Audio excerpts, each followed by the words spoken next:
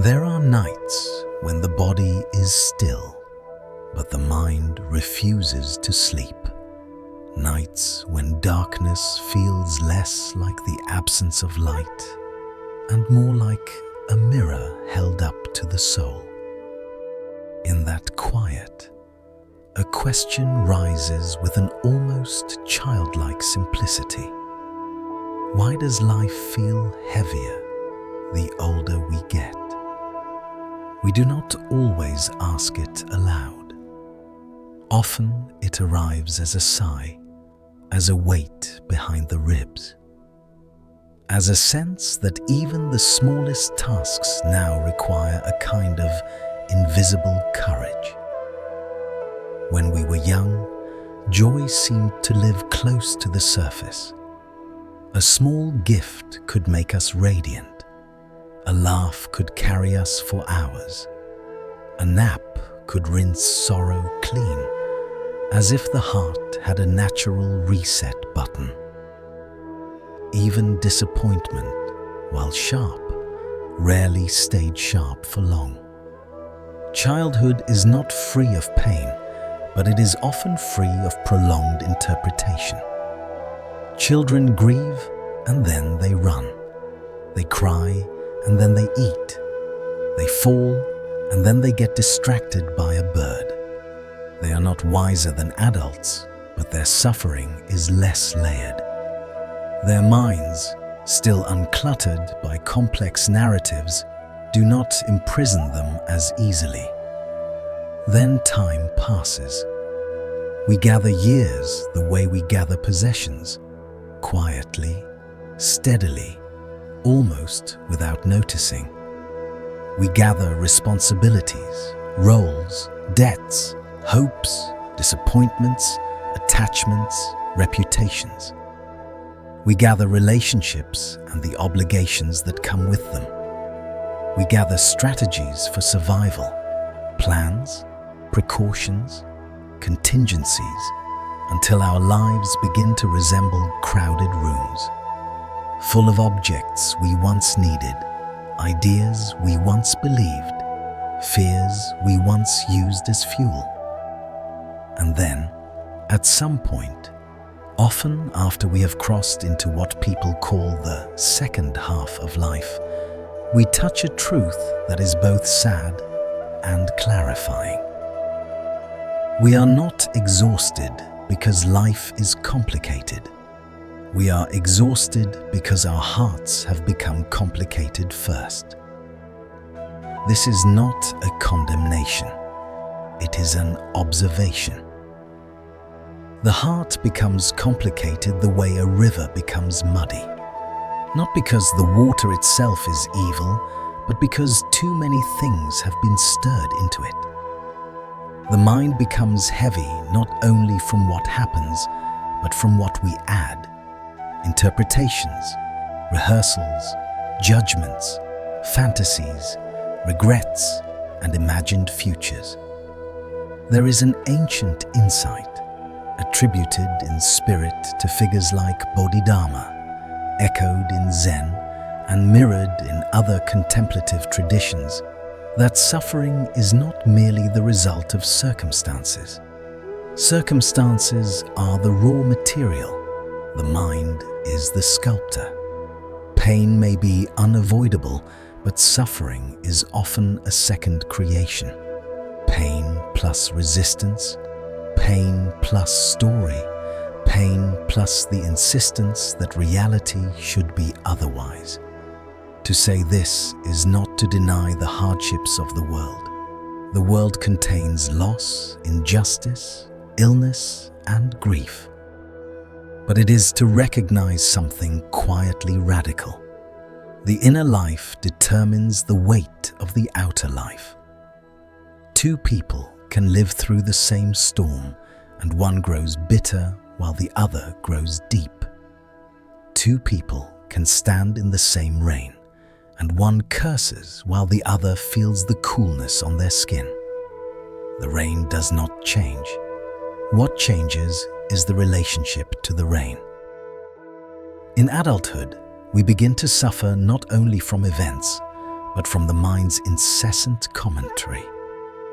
The mind becomes a narrator that never stops speaking.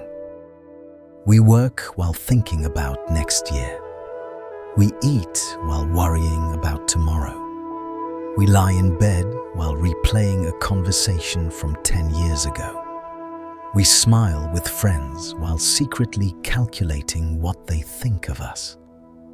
The body is present, but the mind is elsewhere, dragged forward by fear or pulled backward by regret. We call this being responsible, being ambitious, being prepared. But much of it is simply being unable to rest inside a single moment. The human mind is extraordinary. It can invent, remember, plan, create art, and contemplate infinity. But the same instrument that builds civilizations can also build prisons. A mind that can imagine the future can also imagine disaster. A mind that can remember love can also remember humiliation. A mind that can interpret meaning can also interpret threat where none exists. This is why the deepest exhaustion is often not physical. It is the fatigue of a mind that never pauses. A tired body can recover with sleep, but a tired mind, one that keeps spinning stories, does not truly rest, even when the eyes are closed. Modern fatigue is not always caused by too much to do. It is often caused by too much to hold. When the mind grows heavy, it is often crowded with four forces: fear, craving, comparison, and attachment. These are not merely emotions. They are ways of relating to life. They are lenses that distort the world until even a simple day feels like a complicated burden. Fear is the mind's obsession with safety. It invents threats before they arrive. It turns uncertainty into catastrophe. It whispers, "What if?" and then calls its imagination wisdom. Fear is not always irrational. Sometimes it is protective. But fear becomes poison when it dominates, when it turns life into a constant rehearsal of disaster. Craving is the hunger for more. More money, more recognition, more certainty, more control, more pleasure, more proof that we are okay. Craving is subtle. It can hide inside noble ambitions, but its flavor is always the same: the inability to be at peace with enough. Craving turns life into a horizon that keeps moving. It ensures that satisfaction remains temporary. Comparison is the mind's habit of measuring. It looks at another person's appearance, success, relationships, or confidence, and decides we are behind. Comparison is ruthless because it uses incomplete information. It compares your private struggle to someone else's public surface. It turns abundance into poverty. It makes you feel lacking even when your life contains warmth, safety, and love. Attachment is the refusal to let life change. It clings to how things were, how things should be, how people should behave, how love should look, how the past should have unfolded. Attachment is not love. Love is open-handed. Attachment is grasping. It grips so tightly that even joy becomes anxious, because attached joy is always haunted by the fear of loss. Together, these four forces weave knots inside the chest. They make the heart a crowded place. They make the mind a battlefield. And then we wonder why we are tired. Many of our burdens are not raw reality. They are reality plus interpretation. Consider a simple event. Someone speaks to you sharply. The event is a sound, a tone, a sentence. But the mind adds a whole architecture. They don't respect me. They always do this. I should have said something. Everyone saw it. I'm weak. This will ruin our relationship. By the time the mind finishes, the original sentence is no longer a sentence. It is a universe. Or consider a delayed plan. The event is waiting, but the mind adds, "This always happens. Nothing works out. I'm wasting my life." The delay becomes a prophecy. This is how the mind creates a second reality, heavier than the first. The philosopher's task is not merely to analyze the world, but to understand the self that experiences the world. Because the same world can feel like a prison or a garden, depending on the condition of the mind that walks through it. There is a teaching often attributed to Bodhidharma in various forms.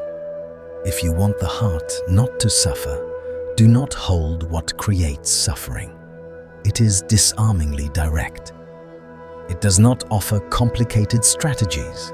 It simply points to the root. Someone might ask, but how do I know what causes suffering? The answer is equally simple. Whatever makes the mind heavy is what you must learn to release. This is not easy because we are skilled at holding weight.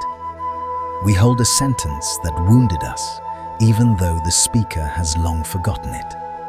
We hold a mistake from years ago, turning it into identity.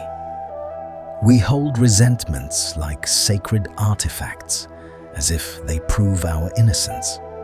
We hold broken relationships, imagining that holding tighter will restore what has already changed. We hold dreams until they turn into shame. We hold responsibilities that were never truly ours.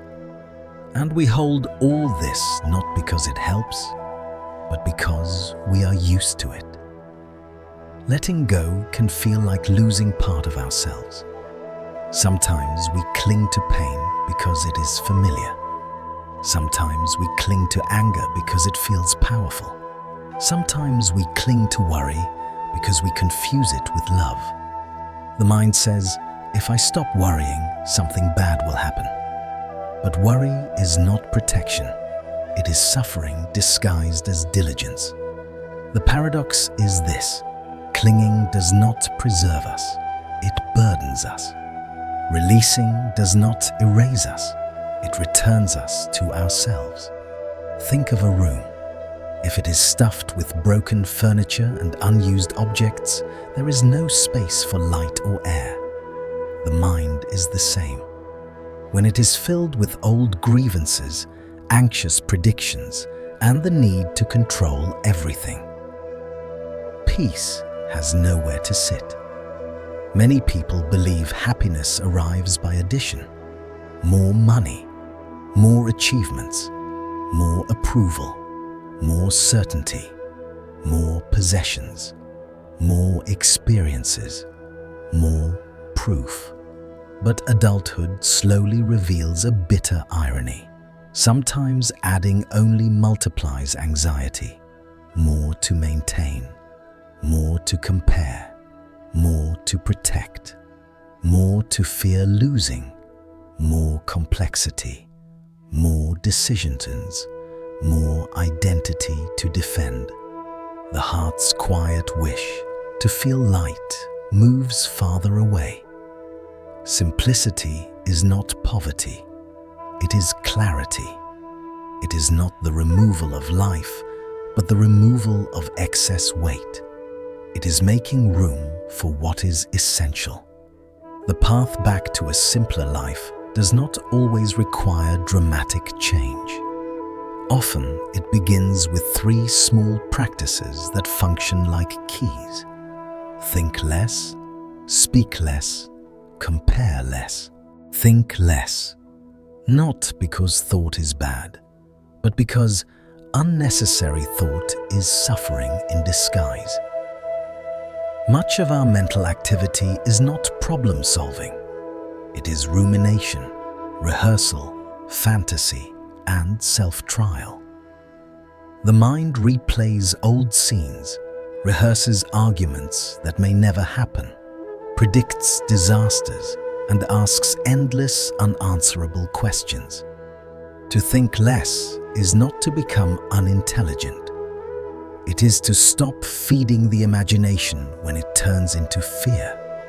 It is to refuse to live in a courtroom where you are always on trial. It is to return thought to its proper purpose, clarity, not torment. What has not happened does not need to be feared in advance. What has already happened does not need to be carried forward as if it were still alive. What is not yours does not need to take up residence in your chest. Speak less, because words create worlds. A sentence can plant peace or plant war. Speaking less is not silence born of fear. It is speech disciplined by wisdom. It is choosing words that are necessary, kind, and true, and letting the rest dissolve. Many arguments are not about truth, but about ego. Many debates are not about understanding, but about dominance. A conversation can become a battlefield simply because the self wants to win. When you speak less, you listen more, you observe more, you stop burning energy proving yourself, defending yourself, correcting everyone. You discover something surprising. Not every misunderstanding needs a response, and not every provocation deserves your attention. Compare less, because comparison is the fastest way to turn abundance into poverty. It makes you feel behind even when your life is already livable. It steals the sweetness of what you have and replaces it with the bitterness of what you lack. Every person walks through a different set of conditions, different timing, different burdens, different unseen griefs and gifts.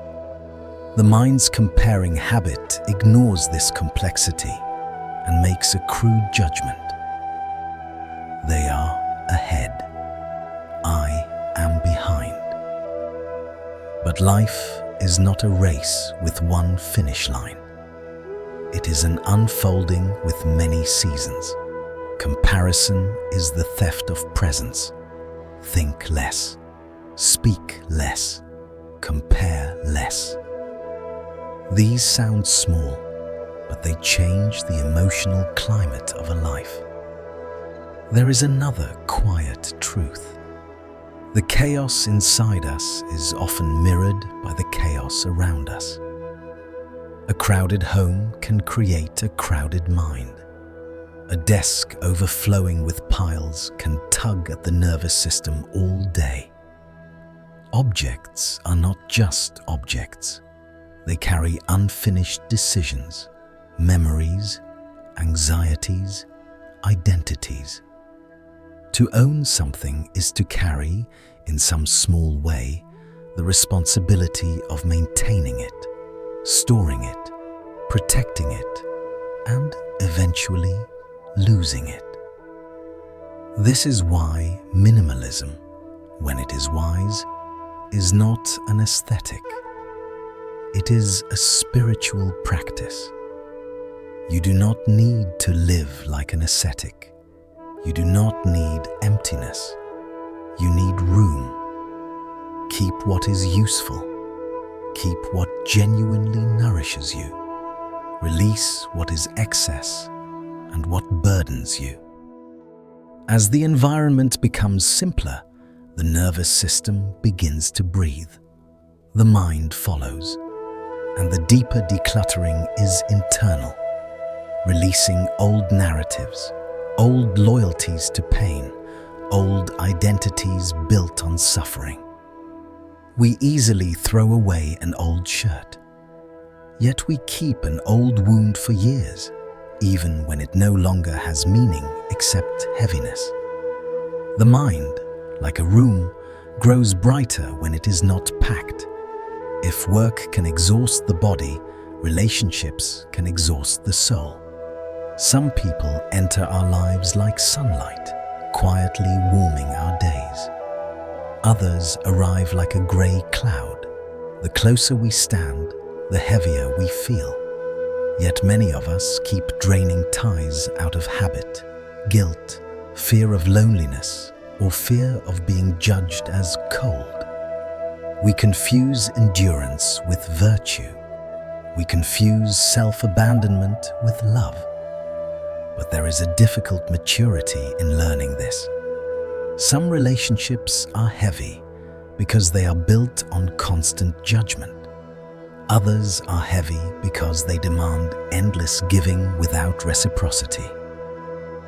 Others are heavy because they feed negativity and keep you trapped in bitterness. These people may not be evil. They may simply be incompatible with the calm life you are trying to build. To simplify relationships does not mean cutting everyone off. It means placing people where they belong. Some deserve closeness. Some deserve kindness at a distance. Some deserve a respectful goodbye. Boundaries are not cruelty. They are clarity. A simple relationship is breathable.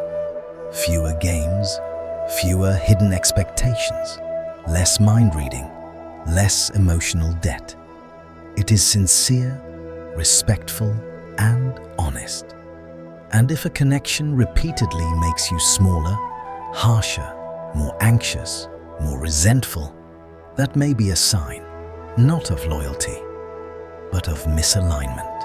Often, when we release the wrong people, we finally meet ourselves again. Much suffering is not caused by what happens, but by the speed and heat of our reaction to it. A small comment becomes a week-long storm. A careless look becomes a day of self-torture. A minor delay becomes catastrophe inside the mind. The teaching here is simple. When the mind is agitated, the world looks agitated. When the mind is quiet, the world softens. Observation is a form of freedom. To observe is to see a moment clearly before emotion seizes it and repaints it. When someone speaks harshly, observe. Are they tired, frightened, stressed? When a plan collapses, observe. What is actually happening right now, not what panic imagines. When anger rises, observe it rising. Feel it as sensation, not as a command. Often, the mere act of noticing weakens the grip. To pause before reacting is not weakness. It is wisdom. It is choosing peace over victory, clarity over drama, a stable heart over a momentary triumph. Another trick of the mind is that it suffers from events that have not happened. We hear a small problem and imagine the worst outcome. We face minor uncertainty and invent 100 disasters. We live in scenarios, not in reality. Worry feels like preparation, but much of it is the mind sprinting ahead of life and dragging the nervous system into a battlefield that does not exist. This does not mean becoming careless. It means distinguishing between what you can control and what you cannot. Take action where action is possible. Release what is beyond your reach. The breath is a simple bridge back to the present. Inhale, recognize the worry. Exhale, soften the body. Return to where you actually are, because only here can you act, heal, and live. If there is a single thread running through all these teachings, it is this: pain becomes suffering when we cling. We cling to being right. We cling to how people should behave. We cling to ideal versions of love. We cling to our image, our pride, our past. We cling to the demand that life must follow our script. And when life inevitably refuses, we call it cruelty, when often it is simply reality. To release attachment does not mean giving up on life. It means giving up on the illusion that life owes you certainty, perfection, or control. It means accepting change as natural. People come and go, seasons turn, plans shift, health fluctuates, fortunes rise and fall. The wise person does not demand that the river stop flowing. They learn to stand on the bank without being swept away. When you loosen your grip, you do not lose life. You gain space. You gain steadiness. You gain a heart that can meet reality without breaking. Much of our suffering comes from living in the wrong time. The body is here, but the mind is in the past, arguing with ghosts.